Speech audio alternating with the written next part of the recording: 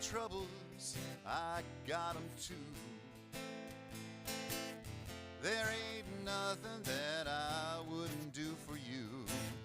We stick together, we can see it through, 'cause you've got a friend in me, oh yeah. You've got a friend in me. Some other folks might be a little smarter than I, bigger and stronger too, well maybe, but none of them will ever love you the way I do. It's me and you, boy, and as the years go by, our friendship will never die. You're gonna see it's our destiny, 'cause you've got a friend in me, oh yeah. You've got a friend in me. Listen now. Said you've got a friend in me.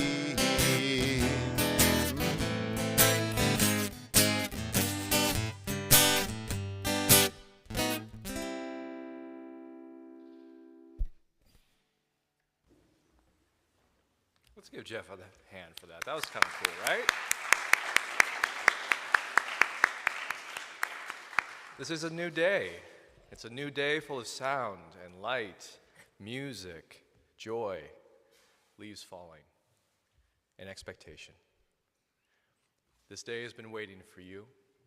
It's been waiting especially for you, to embrace you, to guide you. This day has been waiting with open arms, just for you. This is the day we have been given. Let's not waste it. Come now and let us worship together. And please rise and body your spirit for our first hymn. It'll be in the gray hymnal in front of you, 68. 68.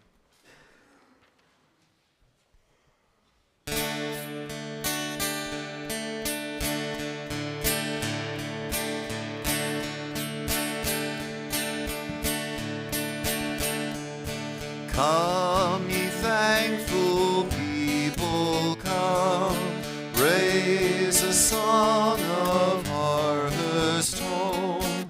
Fruit and crops are gathered in, ere before the storms begin.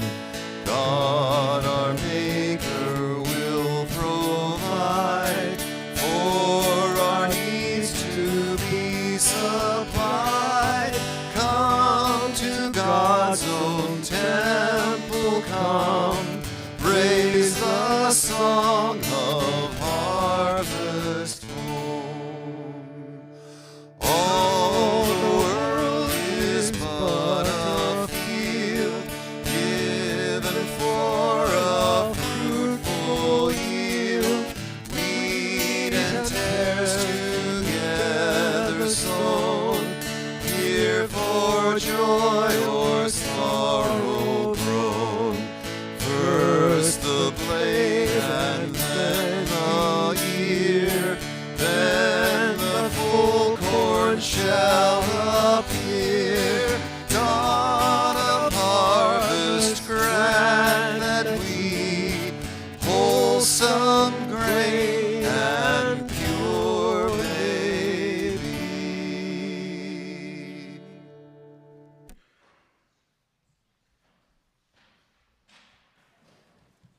Good morning, everyone. How are you doing today? How has your weekend been? Yeah, it's going all right.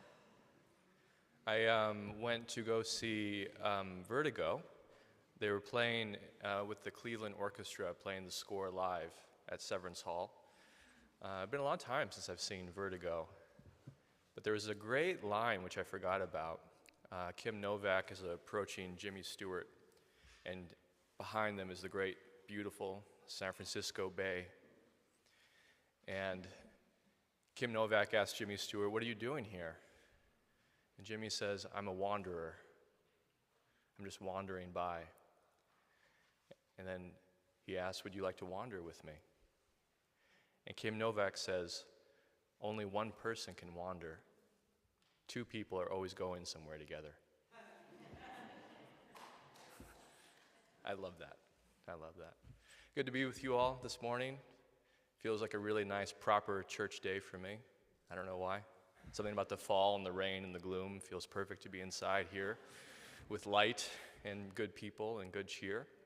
On the back of your order service, we have a few announcements if you're more of a visual person. If you're a newcomer, and I won't out any newcomers here, but I've spotted a few. You're here for a perfect day, actually, because right downstairs we have the opportunity to kind of learn about what this place is all about, and a little bit of a chance to get to know you too and what you're about, and so we can get to know each other. That's going to be downstairs in Schweitzer Lounge today, and then there's going to be a worship associate meeting happening. December is going to be a big month for us. We're going to be celebrating Buddha's enlightenment, winter solstice, and Christmas Eve, and we're not done yet. Boxing Day.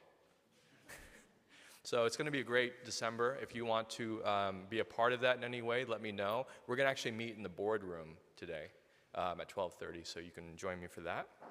And then save the date. Sunday, November 23rd is our annual Thanksgiving feast. So it's open to anyone in the community. You can come. You don't even have to come for service. You can just come. 12:30 p.m. It's going to be a feast. Bring a dish if you would like, or just come. We have so much food always. Just a time to eat and drink and enjoy each other. So come for that. I now would love to invite Ryan. Joseph. Yeah. Choir- Oh, yes. Thank choir you, meeting. Tim. Yeah, good. In preparation for Christmas, we have started to put together a Christmas Eve choir. So we're going to start. If anyone's interested in Christmas Eve choir, meet here after service, and we're going to be meeting here every Sunday until Christmas Eve to rehearse. Yeah, thanks, Tim. Ryan. Hello, friends. Reverend Joseph just said it's a perfect church day. I'm going to ask you for some money, so maybe it is a perfect church day. We'll make it feel like real church in here. It's good to be with you all here. I appreciate the community that I found in this space quite a bit. My daughters and I wandered in here one Sunday a few years back. It just happened to be Reverend Joseph's first service as official minister, so we have this weird synchronicity where we both kind of started our involvement right at the same time. I kept coming back that first year because of him, but I think in the years since I've stayed and entered into community with you all because of your kindness and friendship. Ralph Melmner, he's here. I see him here. We were working outside yesterday and at our monthly UUYO Buildings and Groundwork Party. And we were talking about an event we had mutually attended, and he said it best. There's so many neat people here at UUYO, and he's so right. I'm really happy to know all of you. One of my friends from high school texted me this week about a legacy project he's working on and asked if I could help him define and discuss the word legacy for his wider online audience. And I thought it was interesting because much of what I personally feel about giving to this church and to this community and why I do it and why I've participated in this pledge drive for the last 3 years has to do with my idea of legacy. We've long held that legacy in our culture involves what we leave behind us in our absence and what we're remembered for. Some people even have children so that they have a legacy, have people and things in their lives, a community to pass things down to as they age and care for them. And I think that's not the only way to create a legacy, and I think this concept's a good one to think about now, at least for me, where I'm at my age, where I can still kind of do something about it moving forward. And so for me, legacy is about what's left behind, what one is valued and remembered for in one's absence of presence, whether that absence is due to distance, geographic location, or death. In this sense, we all leave legacy behind as we progress upon the journey of life. Our legacy is how we are remembered, whether that is the way we may wish to be recollected or not. So in some ways, a legacy of remembrance is the ultimate test of our lives, as the reputation we leave behind us is somewhat out of our hands and likely reveals how other people feel about our characters. Legacy involves the sum of our efforts as opposed to the temporary interpretation of events in a moment. I'm an English teacher, and so I think of the authors who died ignored and penniless, such as Edgar Allan Poe or Herman Melville, and yet who left us with a rich artistic legacy and whose names are repeated and known hundreds of years after their death. Yet it can also be more than just reputation or remembrance. We can leave a legacy behind independent of the acknowledgement or perception of others. We can give of ourselves in ways which enrich the people we choose to surround ourselves with, and by what we choose to support financially, or how we vote, and showing up for our community, and in volunteering time or labor towards the institutions and causes we personally care about. And we can shape our own personal legacies by participating in a community such as one like ours with a rich tradition that stretches decades, or in our case, centuries before us, and add our accomplishments to the continued legacy of the whole. Because in addition to helping one another and seeking truth in the spirit of love and living in peace, we're also caretakers of this legacy, of this sacred space that we attempt to create within this building or online. We're caretakers of a beautiful building that's 100 years old and has sat alight, a beacon of welcome and tolerance on the shores of Wick Park for a century. And as caretakers of it and keepers of the chalice flame, we have an obligation and duty to make sure that it lasts and continues on for another 100 years for the people who will come after us that we'll never meet.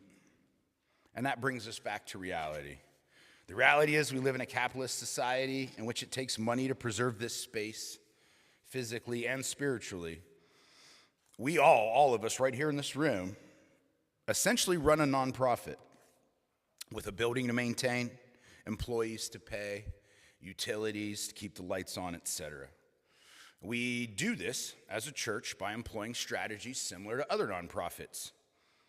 We have a pledge drive, like our own version, kind of like what NPR does, I guess, asking people to donate other funds over time. We solicit funds from our members to run this organization, and I think we do an excellent job of stewardship. We keep the building going, the lights and the heat on. We employ 4 people, donate funds and time to the community, give of our resources through Share the Plate, etc. And we produce a nice little slate of programs, services, and experiences for other people outside of these walls and for our members. And all this is for less than $150,000 a year. $150,000 a year sounds like a lot, but I think it's well below the operating budget of many organizations this side. We don't have dues to belong. There's no creed of beliefs that you need to maintain or subscribe to in order to join us and participate with us here. We don't have a loyalty oath to swear. We just have one another, a community that we've created and work hard to maintain, and a building in which to gather. If we broke down our goals and our costs, we're in the midst of our pledge drive here. We've got our fun little graphic of this building surrounded by a community of individuals here. And if we broke everything down that we're talking about by person, just the people that have signed the membership book and consider themselves members, it would cost about $100 a month per person to meet our goals. That doesn't include the dues that we send to the larger Unitarian Universalist Association, UUA. Those are almost $100 a person annually. Andy Crabb, Rachel Malone, Jack Allman, and I are coordinating this year's pledge drive. And we're kind of trying to break down these numbers in different ways so they can make sense both to ourselves and to all of us here in the community. So whether we think about our budgetary needs as $140,000, $150,000 a year or $100 a person a month, we still need to raise this money as stewards of an important legacy in Youngstown, Ohio, so that we can continue to offer this community for the next year. So what can we all do? Obviously, your one-time donations, marked plate contributions, and pledged gifts to the church are what we use to run this place. You're all very generous with your time, your money, your light, and love. And I hate to ask any more from you beautiful people. But I think we do have an opportunity to sit and think or meditate or pray on if we could afford to participate through giving. If we could afford more, we could ponder the possibility of giving enough to meet someone else's obligations, someone else's portion. We can't all afford over $100 a month per person, certainly. But we can do other things as well. We can invite our family and friends and neighbors to join us here in this welcoming space to see if they'd like to be a member of our community. If we have more members here, the costs to preserve this sacred space are distributed among more people, and thus it's less for all of us. Our costs aren't really going to rise if 50 more people are sitting here every Sunday. We don't pay a mortgage for this building. It's already paid off. We just have to pay to maintain it, and our individuals who are involved in the services we all enjoy. You could donate your time if you can't donate funds. Some members offer their service or labor in exchange for a donation to the UUYO. And you could become involved in these efforts when they materialize in order to help to bring in some money. Ultimately, we're sorry to ask you for money. It's the thing about being a part of the pledge drive I like the least, making phone calls, asking people to donate. But we need to do this. It's kind of none of our faults. It's that capitalist society thing we live in again. And so this is a way in which we can participate in our community. You can consider filling out a pledge card for next year, friends. They're at the end of your pews there and cards. This would be you informing us that you'd like to help, and this is the amount that you'd like to pledge for the next upcoming year. And of course, that could be adjusted later on, but that would help us set a budget, understand what we should have coming in monthly, etc. Brandy, Jack. Oh, sorry, Brandy. You're not in the pledge card. Sorry, wrong person. Excuse me. Andy, Jack, Rachel, and I will be around during coffee hour, and we'd be happy to discuss your pledge renewal. Andy and I will probably be making phone calls to everyone on our list starting the next few weeks, so I'll probably talk to you one way or the other here coming up. And any little bit helps, honestly. 20% of our membership last year, their donations were less than $10 a month. No amount's too small. And in some ways, it's the gesture and the commitment that is so powerful in this. So consider if you'd be interested to pledge. Again, any amount, big or small. You consider filling out a pledge card there or donate in other ways. Many of you do donate your time, and it's great to see you. If you enjoy this space and you think it has a lot to offer, as I do, people out in our community, you can invite them here with us in hopes that they might find community and covenant. We're not here to save anybody's soul, but I think many people in our community do need what we offer here, and that is that sense of community and just involvement. Nobody wants to be lonely. And then, of course, you can donate your time as you see us advertise for different fundraisers.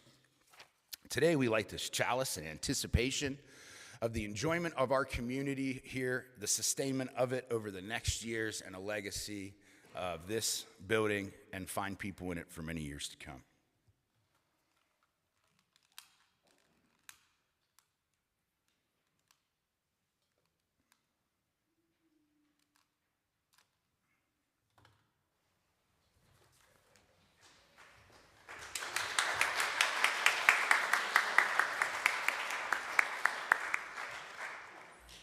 Let's go and greet each other. Say hello, especially if it's someone you haven't met.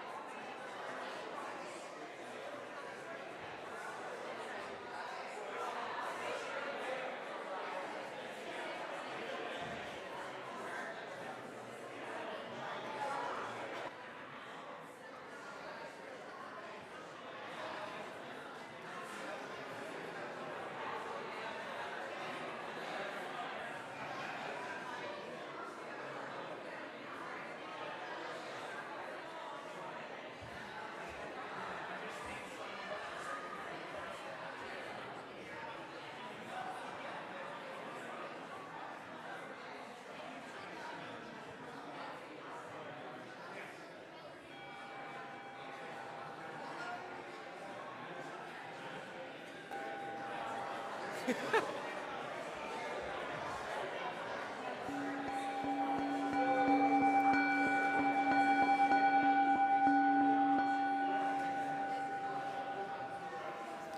morning.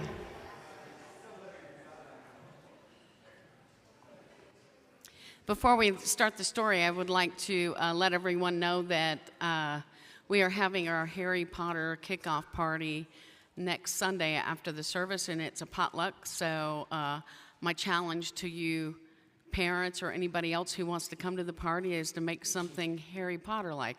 I saw on a commercial while I was at somebody else's house that the cooking channel has a Harry Potter bake-off every week.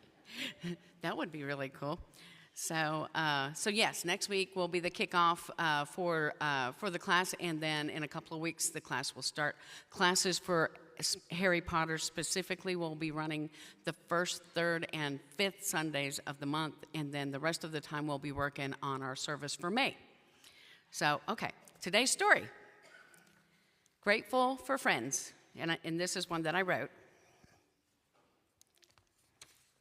I am grateful for friends, friends who help you move, friends who help you stay, friends who stay your friends even when you're miles away, friends who drive too fast, friends who drive too slow, friends who lift you up those times when you're feeling low.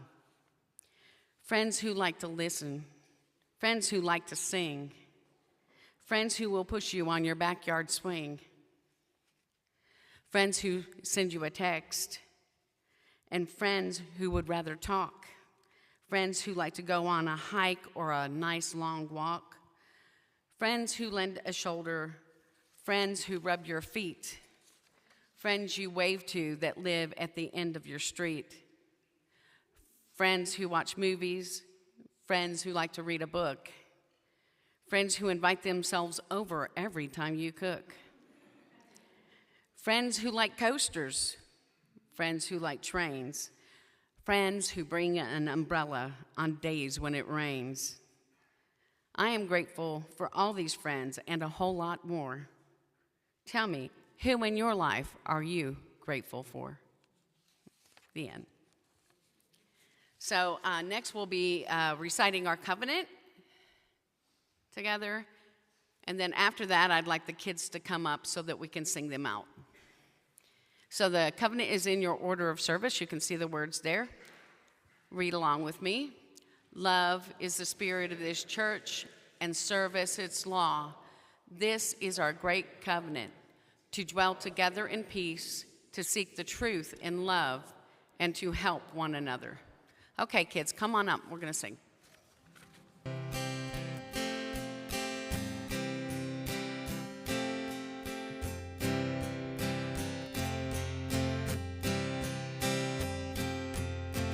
Go now in peace, go now in peace. May the spirit of love surround you everywhere, everywhere you may go. Go now in peace, go now in peace. May the spirit of love surround you everywhere, everywhere you may go.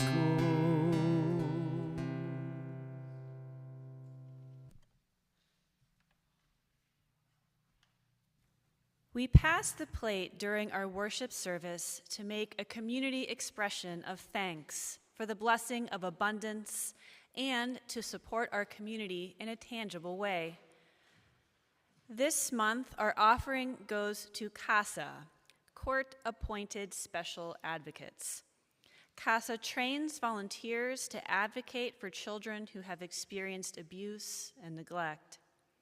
CASA volunteers can make a life-changing difference for children experiencing abuse and neglect. A child's advocate is often the one constant in their lives. We will now receive the offering that supports the life of our church, the Mahoning Valley, and our wider world.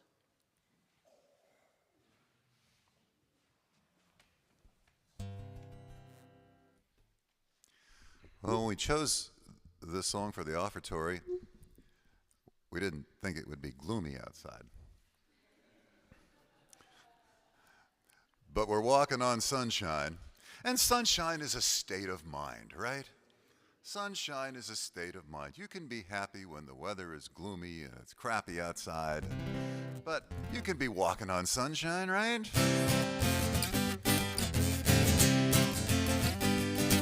I used to think, baby, you love me.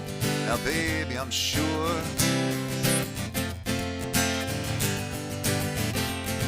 And I just can't wait till the day when you knock on my door. Now, every time I go to the mailbox, gotta hold myself down.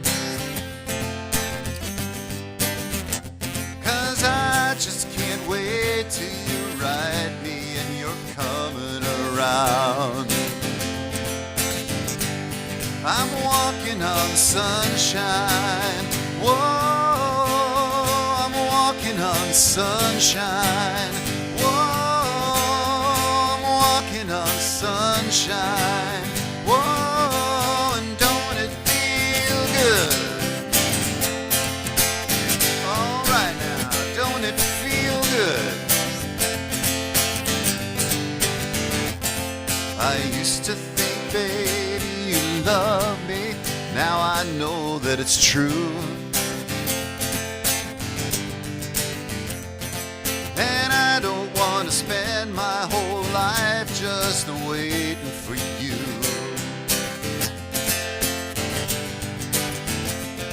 No, I don't want you back for the weekend, not back for a day. I said, baby, I just want you back and I want you to stay. Now I'm walking on sunshine. Whoa, I'm walking on sunshine. Whoa, I'm walking on sunshine. Whoa, and don't it make you feel good? Now we're walking on sunshine. Whoa, yeah, we're walking on sunshine. Whoa, yeah, we're walking on sunshine. Whoa, and don't it make you feel good? Don't it make you feel good?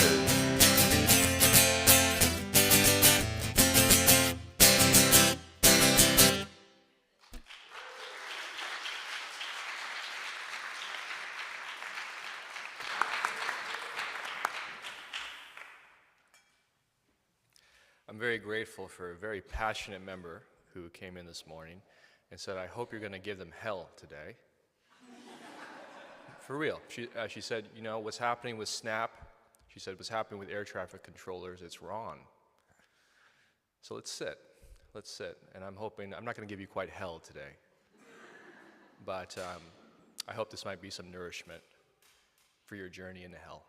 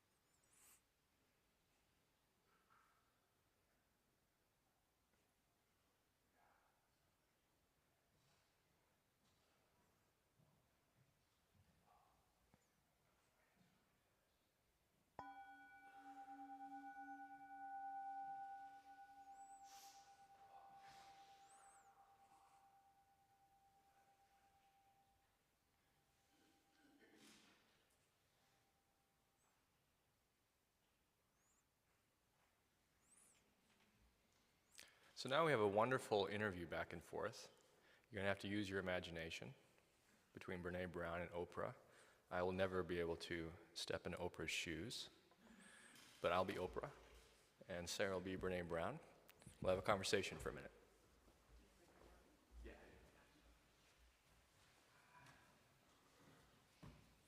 We're getting into character. Give us a second. Oprah would have it together already.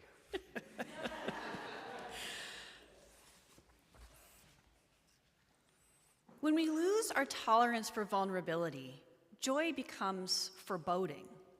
I'm not going to feel you. I'm not going to soften into this moment of joy because I'm scared. I'm scared. It's going to be taken away. The other shoe is going to drop. So say that again. When we lose our tolerance for vulnerability, you said in the book, but I didn't get it this deep. Go ahead. Yeah, when we lose our tolerance to be vulnerable, joy becomes foreboding.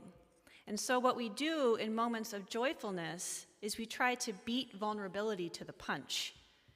Yesterday, I'm on the plane, I'm getting ready to leave, I'm taking pictures and tweeting them out, I'm in the cockpit, Super Soul Sunday, Oprah or bust, baby. I'm taking pictures. The plane gets down to the runway and has to come back because something's wrong. And I'm like, I knew it. I called Steve, I said, just let me tell you something I know because I'm going to meet Oprah and I know I'm going to die. And at my funeral, you better say she was going to be on Super Soul Sunday. Oh my goodness. And Steve's like, foreboding joy, foreboding joy. Foreboding joy. Right? I interviewed a man who told me my whole life I never got too excited, too joyful about anything. I just stayed right in the middle. That way, if things didn't work out, I wasn't devastated. And they did work out, and it was a pleasant surprise. Oh my goodness. In his 60s, he was in a car accident.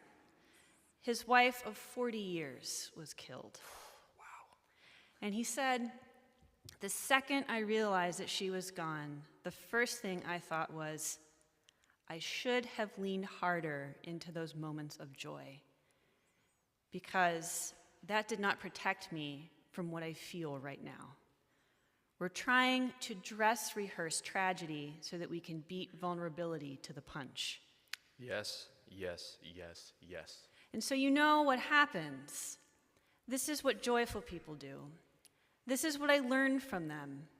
In those moments, they're getting ready to come here, or they're looking at their children, or their partner, or something great that they get to shudder to.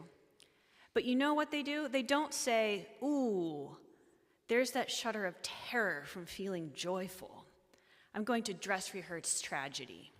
They say, I'm going to practice gratitude. So I just sat on that plane on the runway for 20 minutes going, I'm grateful, I'm grateful. And I think I was BSing a little bit, just a little bit. I was faking. I am grateful, but gratitude is a practice. It is tangible.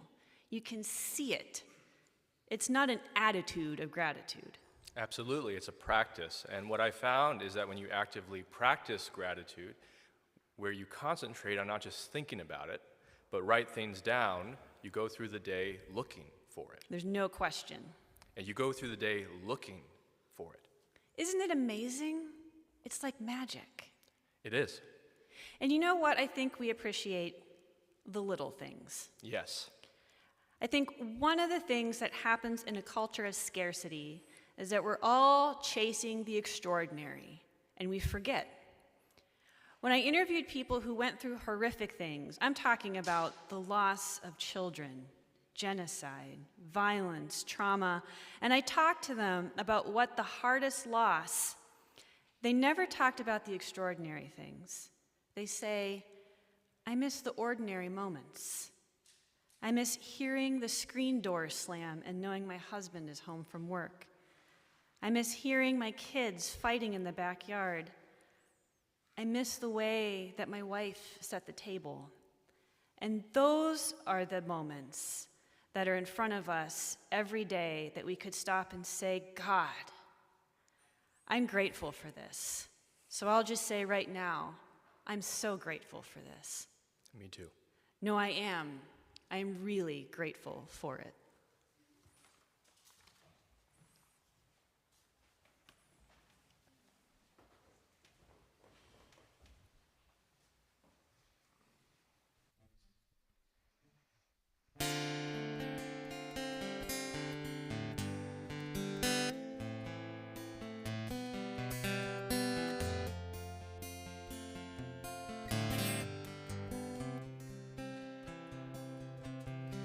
What I'm thankful for ain't on no list, for it only in my heart exists. For time has helped me understand the things I can't hold in my hand. For those who came before my turn, from whom I've gathered lessons learned that light the path that lies ahead. I see them as I bow my head. Yes, I'm thankful for the Lord above, the gift of His undying love, the promise kept that there is something more. These are the things I'm thankful for.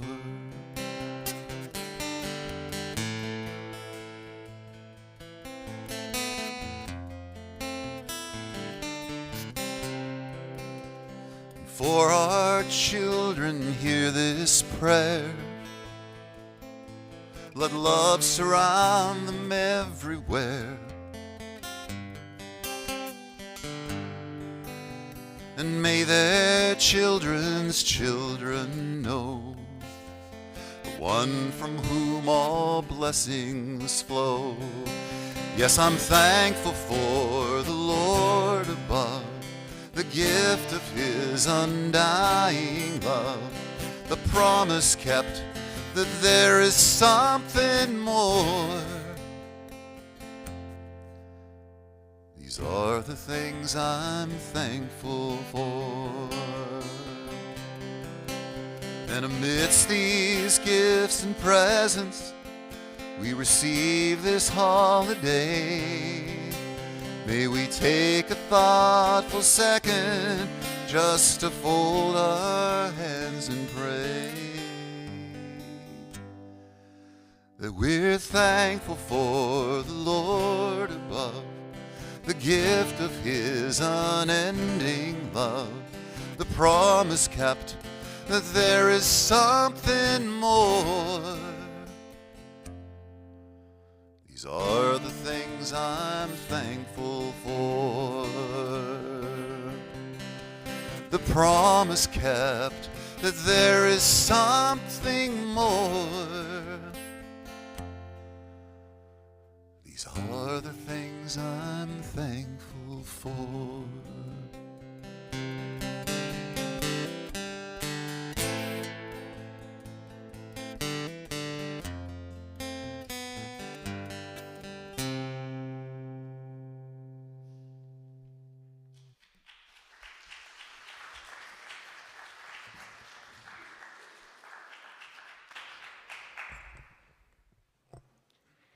A very wise man once said, "Life moves pretty fast, and if you don't stop and look around once in a while, you could miss it." Any guesses who said it? Bueller. I see head nods. All right. Not completely out of touch with cultural references. As someone who lives most days at the mercy of calendars and reminders and emails, oh my, it's easy to see how this fast-paced, rapid response, overscheduled way of living could lead to life passing you by without you even noticing it.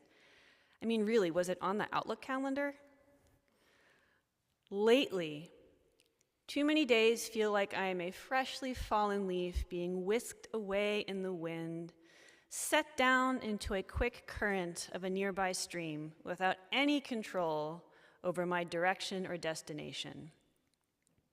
More recently, however, my little leaf has been tossed into a raging river of bad, sad news regarding the fate of SNAP and the impacts on the 42 million Americans who count on them as the federal government shutdown drags on 40 days today and counting. Speaking of counting, there are over 1.5 million Ohioans who count on the Supplemental Nutrition Assistance Program, more commonly known as SNAP, to feed themselves and their families. In our 3 counties that typically make up the Mahoning Valley, so Mahoning, Trumbull, and Columbiana, there are over 90,000 individuals who count on SNAP. Many of those households have a child under 18, an adult over 65, and at least one working adult. Looking at these numbers and realizing that they represent living, breathing people, people that we probably know and love, with names and stories and hopes and fears, is enough to take your breath away. I've been working alongside incredible community-based organizations and faith-based groups to try to collect, curate, and communicate information to those who are impacted, and to collect, curate, and communicate information to decision makers who have the power to do something about this. And also to figure out how to use the resources available to us, specifically locally, thinking about our collective nonprofit and philanthropic community, to try to lessen the strain on local social services, even though we are pulling all these resources together, it still feels like bringing a squirt gun to a wildfire. While all of this chosen chaos was swirling around, I had the opportunity to stop moving for an hour and to watch a live stream of the City Club of Cleveland, who hosted Vu Le, who describes himself as, quote, a writer, speaker, vegan, Pisces, and former executive director of a nonprofit in Seattle that promotes social justice. You're going to hear a lot of nonprofit stuff today, so there's a theme for you. The presentation was mostly about his new book, Reimagining Nonprofits and Philanthropy, Unlocking the Full Potential of a Vital and Complex Sector. That's compelling. Though Vu Le is most well known for a digital publication he's been writing for some time, more compellingly called Nonprofit AF. If you are in the nonprofit or social service sector, 10 out of 10 recommend. Here, he is much more direct in his approach to poking and sometimes forcefully ripping open holes in the philanthropic sector to let light into institutions that too long have been making decisions in the dark.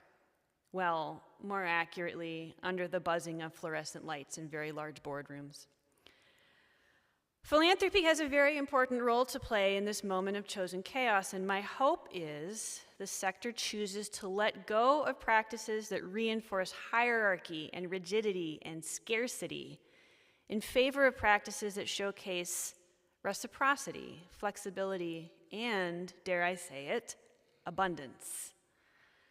But it is one role in a play that requires many actors in order to successfully deliver. Like everything else, one foundation, one sector cannot hope to pull us out of this raging, figurative, and sometimes literal fire that is burning all around us. This shift from an economic-centered, more competitive mindset to an ecosystem-centric, complementary mindset is a lead thread of thought woven throughout Robin Wall Kimmerer's latest work, The Service Berry, Abundance and Reciprocity in the Natural World. I won't stay with this long, maybe another time. But this shift that she describes also brings me to a clearing, finally, where gratitude can be found.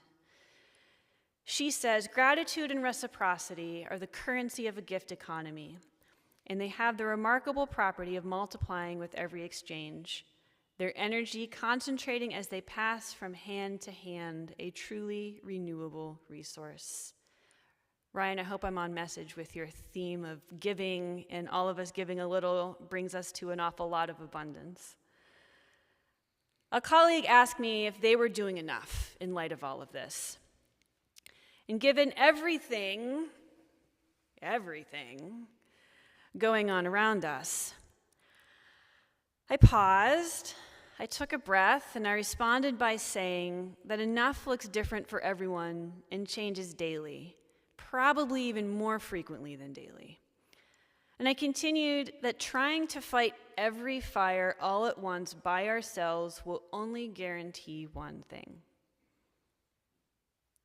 We will burn out, and the fires will keep burning. But if we all do what we can, when we can, each kindness, each effort will add up. Energy passing from hand to hand, strengthening and multiplying as it grows. As is often the case, I really ought to take my own advice. Snapping back to snap. Several times in the last 2 weeks, I felt like I was sinking and gasping for air, trying to stay on the top side of the torrents of terrible news and information about what resources were available locally for families looking for help. How can people who want to offer help offer it? How much is the state of Ohio providing for food banks and to families? How much is the USDA's SNAP contingency fund going to help? Are they releasing all of it, half of it, none of it, some of it? I don't know. It keeps changing. It's dizzying and demoralizing and defeating, this relay of information, and trying to keep up with it. I know many of you are carrying this with you, and I'm happy to, even if I don't have answers, try to find them with you together for how we can offer help and where to point people who are looking for help. And I'll close with saying, in these moments, I'm reminded of something I heard in that speech from Voulet, which is kind of a revision or reinterpretation of Mr. Rogers' famous "Look for the Helpers." He said that community-based organizations like this one, like UUYO, are like air. They're everywhere, but not often recognized as valuable until they are needed. At this moment, I am so grateful for these organizations, for caring communities like UUYO, and the vital, valuable support and stability that they provide during such destabilizing times. It also serves as a reminder that it is not mine or anyone else's responsibility alone to put out these fires with the tiny squirt guns that we have in time, energy, and money.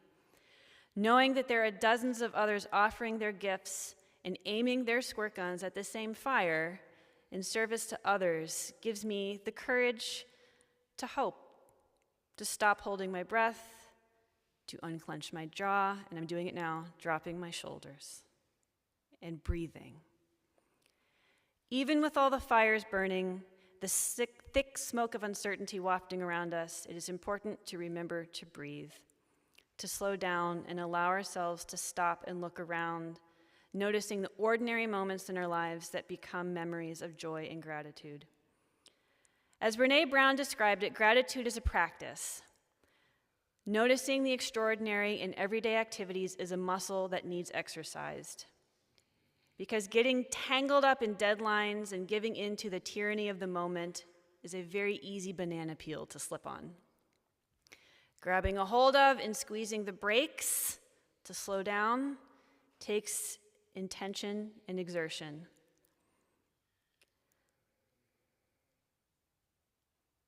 Seeing the copper-coated and gold-dipped leaves glowing recently in the honey-stained sunlight against a cotton candy sky has been breathtaking. Have you all seen this? Have you taken a moment to look at it? It's beautiful. I've seen it while I've been on bike rides, getting chased by the darkness. And I'm remembering now to breathe for different reasons. Part of it is physical exertion. There are some hills in Mill Creek Park if you haven't experienced them.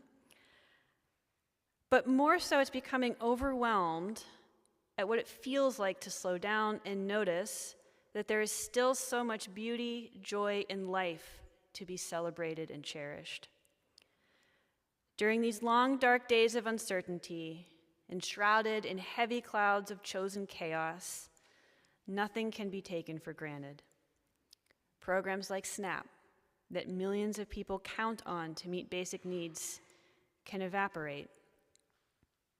But as we have seen, we can count on each other and on the many hands to do their part, multiplying the benefits, strengthening connections, and reaffirming commitment to helping each other.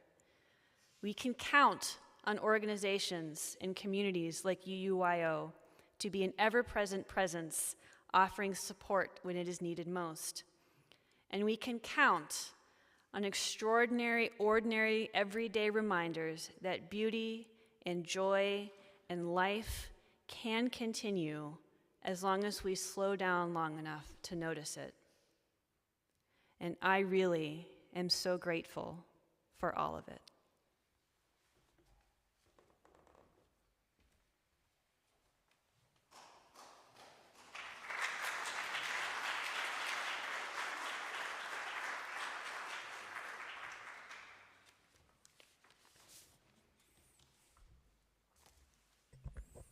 I told Sarah I'm really glad she's going first so she can really nourish you, and now I can just play.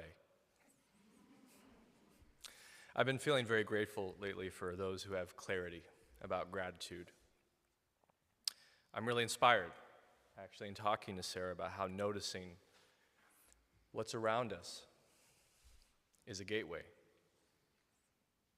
She found this wonderful interview, which we did together, between Brene Brown and Oprah. And it got me thinking about being willing to stumble. And being willing to stumble is really, for me, you see the cover, the banana peel? It's about stumbling into life. The parts that fit nicely with our ideas and understanding, the parts that don't seem to fit, the parts that we're stumbling to try to make sense out of. And I'm finding myself in that much wider space. It's funny to me because I recognize it, the number of people who come to this church to try to make sense out of their life. I've been one of them. And in coming to this church, the field just gets wider and wider and wider and deeper and deeper and deeper. And gratitude is kind of a way of falling into that. So I'll give you an example of how I stumble into gratitude. So I have a weird quirk that when I really want a certain plan to work out, I get very upset when it gets thwarted. Do you recognize this in yourself? And Jennifer gets a kick out of this, but it's usually something seemingly insignificant that will thwart me. For some reason, and I've noticed this habit of mine, if I'm going to the gym and I have my heart set on a certain workout, and I see somebody using my machine, I'll go through a period of feeling irate and then quietly displeased, which I've learned is actually palpable, even though I don't say anything. And that happened, actually, this last week. And I'm familiar with this kind of process of irate, quiet displeasure. And I was aware, I actually looked outside, there were windows out at the gym, and all these leaves were still on the trees. And I was like, I need to get my ass outside. What am I doing inside here? A whole world opened up. So that's one example of stumbling into gratitude. I'll give you another example. Ryan Striefler and I come to this church the exact same Sunday. It's my first Sunday preaching Ryan brings his girls. It's his first Sunday. We are here 8.5 years later. You and me. How did that happen? I stumbled into it. And I'm grateful for your friendship. And you've encouraged me and given me so much. So, those are a couple examples. I hope you can enjoy stumbling with me. And please pray with me. Spirit of love. And, why the hell not, gratitude. So grateful for the music and the light and the intelligence in this room. Thank you for Sarah Lowry for being my conversation partner during this service in so many ways and helping inspire me. Thank you to the unnamed person who came through the door saying, give them hell today. I love that, and I love that, and I love that, and we need that. I love every single person who's come through this door, even if I've never met you yet. And everyone online, thank you for being with us. We're mysteries to each other always. And more I'm being open to that. Thank you for that openness. All this we pray. Amen. Please rise in body or spirit for our closing hymn, which will be 128, For All That Is Our Life.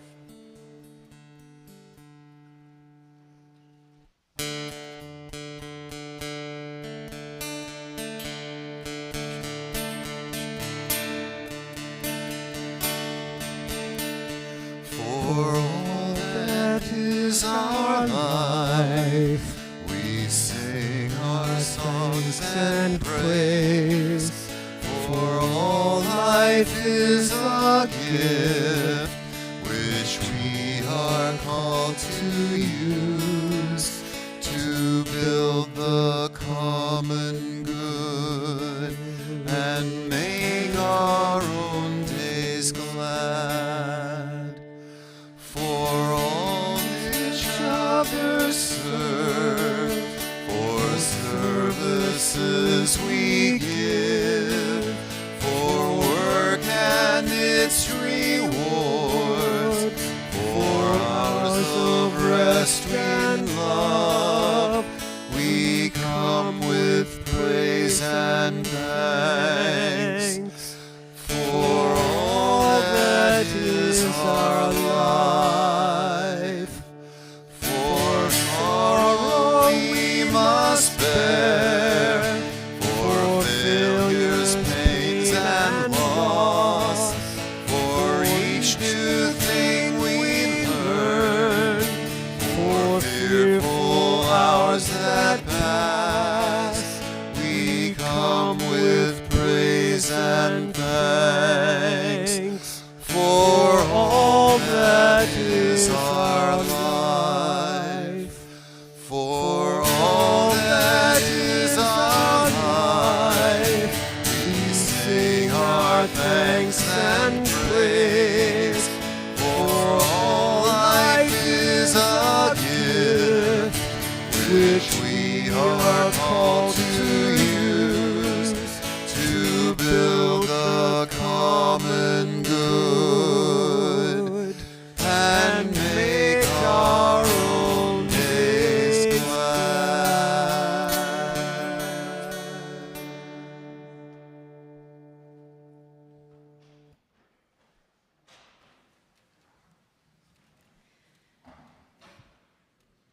We extinguish this flame, but not the light of truth, the warmth of community, or the fire of commitment. These we keep in our hearts until we are together again.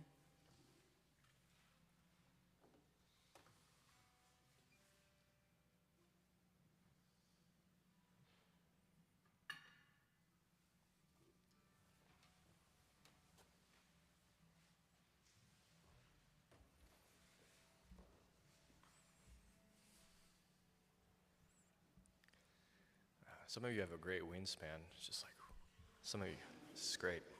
I have actually very long arms, so I try to keep it T-Rex style sometimes. But as you depart, please remember the one great fact: you are loved and never truly alone.